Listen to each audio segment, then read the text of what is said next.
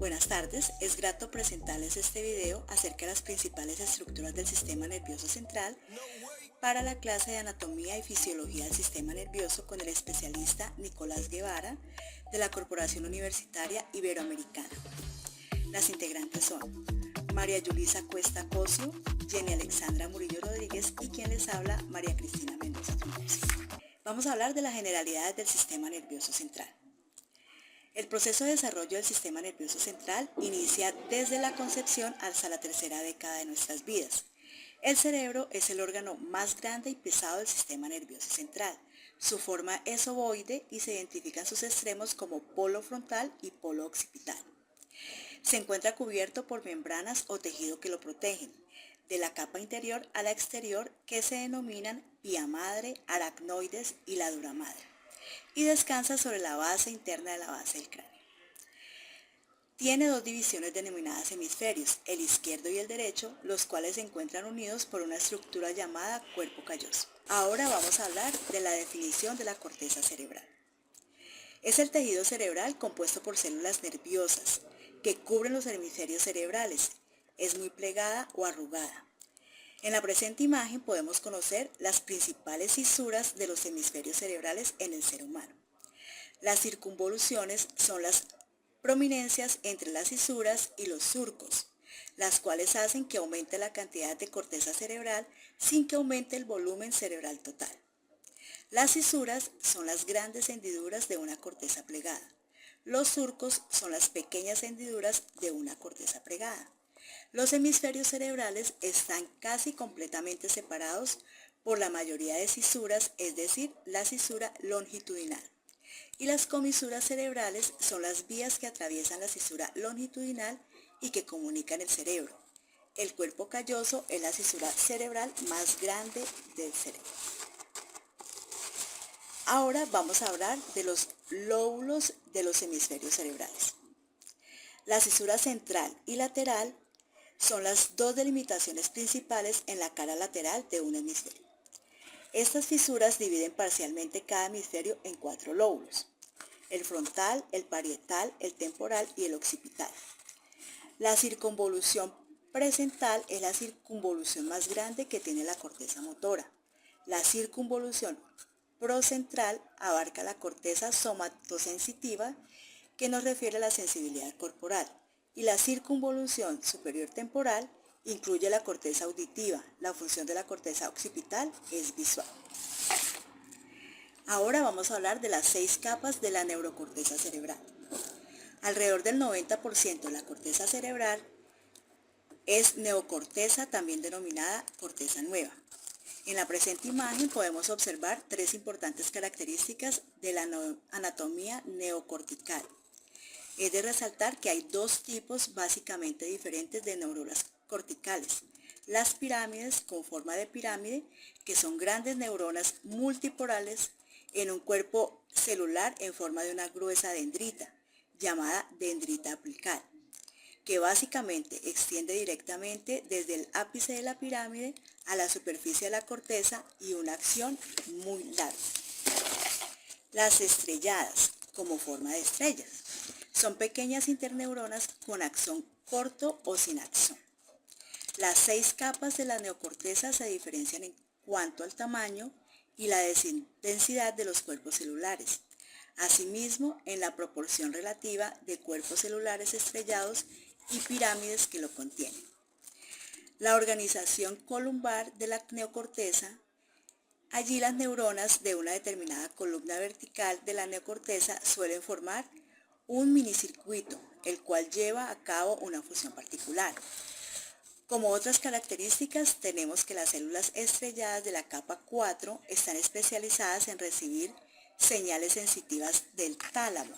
Esta capa está muy desarrollada en las áreas de la corteza sensitiva.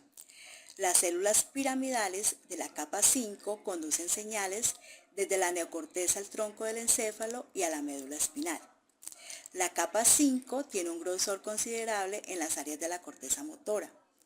Es muy importante tener en cuenta al hipotálamo, que es una zona primordial de la corteza que no es neocorteza y solo tiene 3 capas. Se encuentra en la línea media de la corteza cerebral, donde ésta se despliega sobre sí misma en el lóbulo temporal medial y este despliegue da lugar a una forma que en corte transversal resulta como un caballito de mar. Finalmente vamos a hablar de las funciones de la corteza cerebral.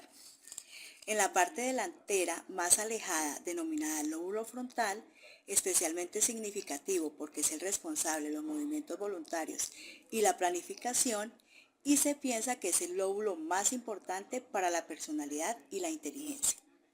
La corteza cerebral rige las funciones superiores, como la percepción sensorial, refiriéndonos a los 5 sentidos, al movimiento voluntario, al lenguaje, a las emociones y a los pensamientos. Se divide en 3 áreas funcionales. Área sensorial, que son las ocupaciones somatosensoriales y los órganos de los sentidos. El área motora, que se encuentra las neuronas piramidales, el área motora primaria y el área de Broca. Y el área de asociación somatosensorial, visual, auditiva, de Wernicke, integración común, motora, frontal de campo visual y del lenguaje. Revisaremos ahora el diencéfalo. Este va a constituir el 2% de todo el neuroeje y está comprendido por el tálamo, el epitálamo, el hipotálamo, el subtálamo y el tercer ventrículo. Ahora bien, solo nos vamos a centrar en el tálamo. El diencéfalo contiene 2 estructuras, el tálamo y el hipotálamo. El tálamo es la gran estructura compuestas por 2 lóbulos o 2 partes. Estas constituyen la porción superior del tronco encefálico y cada lóbulo se asienta a uno de los lados del tercer ventrículo y los dos están unidos por la masa intermedia, el cual atraviesa el ventrículo. En la superficie del tálamo se pueden observar las capas blancas formadas por los axones mielinizados. El tálamo también incluye muchos pares diferentes de núcleos. Los receptores sensitivos las procesan y luego la transmiten a los núcleos de relevo sensoriales. Luego estos reciben estas señales y las proyectan a la corteza. Algunos de estos núcleos de relevo sensorial reciben también las señales de los receptores sensitivos, las procesan y luego las transmiten a las zonas apropiadas de la corteza sensitiva. El hipotálamo se localiza justo debajo del tálamo anterior. Este representa pues un papel importante en el control de varias conductas de motivación. Hasta cierto punto, este ejerce sus efectos regulando la liberación de hormonas por parte de la hipófisis, el cual pues depende del hipotálamo en la superficie ventral del cerebro. El significado literal de hipófisis es glándula mucosa. Esta se descubrió en estado gelatinoso tras la inspección de un cadáver sin embalsamar y pues erróneamente se descubrió que esta fuente principal de moco nasal surgía de esta parte como tal. Además, la hipófisis en la cara inferior del hipotálamo pueden verse otras 2 estructuras, el quiasma óptico y los cuerpos mamilares. El quiasma óptico es el punto en el que convergen los nervios ópticos procedentes de cada uno de los ojos. Su forma es en X y se debe a que algunos axones del nervio óptico se cruzan de un lado opuesto del cerebro a través del quiasma óptico. A las fibras que se cruzan se les llama contralaterales, pasan de un lado del cuerpo al otro, y a las que no se cruzan se llaman homolaterales, que permanecen en el mismo lado del cuerpo.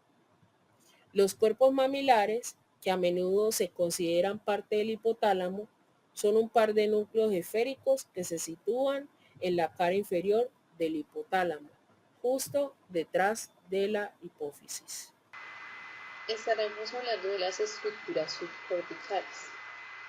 Las estructuras subcorticales están representadas por un conjunto de formaciones neurales de características diversas, ubicados en la profundidad del encéfalo, entre las cuales se incluye el disencéfalo, la glándula pituitaria, la estructura límbica y los núcleos basales. Su función principal radica en las actividades complejas, como la memoria, las emociones, el placer y la producción hormonal. En cuanto al diencéfalo, es la parte más posterior del telencéfalo y se encuentra ubicada en el interior del tejido perteneciente al telencéfalo. Está conformado por el tálamo, epitálamo, subtálamo e hipotálamo. Cada una de estas estructuras posee roles esenciales para la supervivencia y el funcionamiento óptimo del cuerpo humano. En cuanto al tálamo, es una estructura subcortical más voluminosa. Actúa como un centro de relevo entre el tronco encefálico y el telencéfalo. El tálamo está anatómicamente compuesto por 12 núcleos, clasificándose en núcleos de relevo, núcleos intralaminares y núcleos reticulares. En cuanto a la sustancia blanca, cumple la función de transmisora, ya que las radiaciones talámicas son o hacen parte de las fibras que emergen de la superficie lateral del tálamo y terminan en la corteza cerebral. La lámina medular externa es la capa de fibras mielinizadas en la superficie lateral del tálamo, cerca de la cápsula interna. La lámina medular interna es una hoja vertical de sustancia blanca que se bifurca en posición anterior y de este modo divide la sustancia gris del tálamo con sus proporciones laterales, mediales y anteriores. En cuanto el hipotálamo consiste en gigones aveniculares en cada lado del tercer ventrículo, el cuerpo pineal, las glándulas pineales o epífisis central y la comesura avenicular. Funciones. Tiene 4. La primera contiene la glándula pineal o glándula hipófisis. La segunda recibe información de diversas estructuras del sistema límbico por medio de la estría medular. La tercera envía proyecciones al núcleo de la formación reticular mesencefálica y la cuarta permite la comunicación entre el sistema límbico y la formación reticular.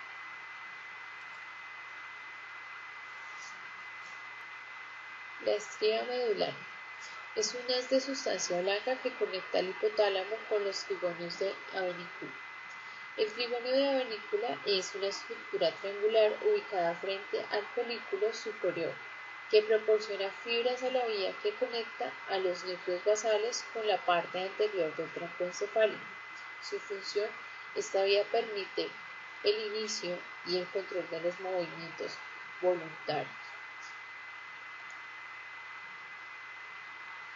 La glándula pineal o hipófisis. Esta glándula es una pequeña masa que normalmente se encuentra en la depresión entre los folículos superiores. Su base está adherida al tallo pineal. La lámina vertebral del tallo se comunica con la comisura posterior y la lámina dorsal sigue en la comisura avenicular en sus extremos proximales. Las láminas del tallo están separadas, formando el receso pineal del tercer ventrículo. Principalmente esta glándula tiene por función el control de los ciclos del sueño y la vigilia, el ritmo circadiano, mediante la liberación de las hormonas del sueño, la melatonina, así como la liberación de hormonas estimulantes tales como la hormona de tiroestimulantes. El lóbulo posterior almacena oxitocina y vasopresina u hormona antidiurética, ambas producidas por el hipotálamo y liberadas cuando sean necesarias por la glándula pineal. Sistema límbico está constituido por áreas corticales, subcorticales y troncoencefálicas. Las partes de la corteza cerebral involucradas en las funciones límbicas son colectivamente denominadas cortezas límbicas. La corteza límbica está formada por el giro parahipocampal, giro orbitario medial, polos temporales de los hemisferios centrales y las partes anteriores de la corteza de ínsula. El sistema límbico está subordinado a funciones básicas asociadas con la supervivencia, que incluye el comportamiento alerta frente a una pelea, una huida o una agresión, y la expresión de emociones y los aspectos de autonomía conductuales y endocrinínicos de la respuesta sexual.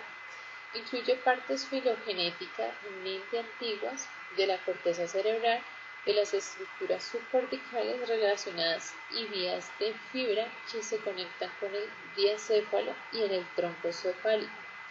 El sistema límbico recibe señales de muchas partes de la corteza y tiene áreas multimodales de asociación donde diversos aspectos de la experiencia sensorial se unen para formar una sola experiencia. El hipocampo dentro del sistema límbico cumple con funciones cruciales para la solución de los problemas espaciales y de memoria. En cuanto a los núcleos basales, se refiere a la masa de sustancia gris que se encuentra a profundidad dentro de los hemisferios cerebrales. Sus funciones: la primera, un papel funcional esencial en el control motor. Desde el punto de vista anatómico, los ganglios basales incluyen el núcleo caudado, el putamen y el globo pálido. En términos funcionales, los ganglios basales y sus interconexiones y neurotransmisores forman el sistema extrapiramidal, que incluye núcleos mesacefálicos, tales como la sustancia negra, y los núcleos subtalámicos. Ahora bien, estas son nuestras referencias y posteriormente agradecemos su atención. Muchas gracias.